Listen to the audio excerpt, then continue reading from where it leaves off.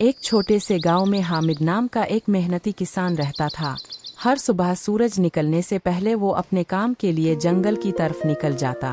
फिक्र ना करो जीनत, जल्दी लूट शाम आना। होने से पहले आ जाऊंगा। धूप तेज हो जाती है। हामिद हर दिन लकड़ियां काटता, उन्हें बेचता और थोड़े से पैसों में गुजर बिसर करता।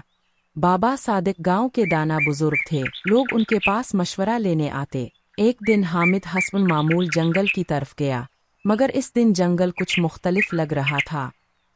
अचानक हामिद की नज़र एक चमकते हुए दरख्त पर पड़ी।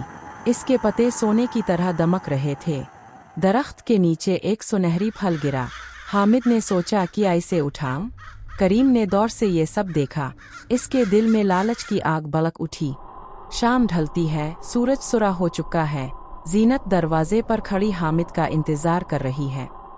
पड़ोस में रहने वाला करीम हामिद की ईमानदारी से जलता था। हामिद के घर में बरकत आ गई।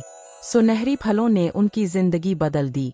देखो हामिद, हमारे पास अब किसी चीज की कमी नहीं रही। करीम ने तय किया कि वो रात के अंधेरे में जादुई दरख्त के पास जाएगा।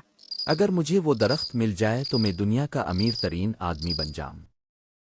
करीम चुपके से दरख्त के पास गया और सुनहरी फल तोड़ने लगा।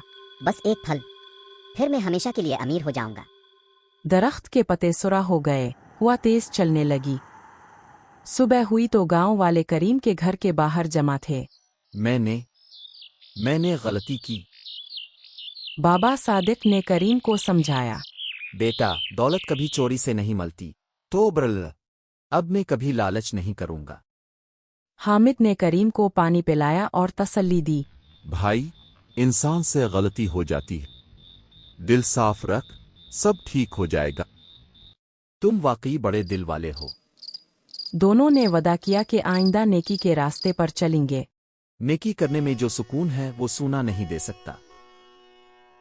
जीनत बच्चों में खाना बांटती है। यही असल खुशी है।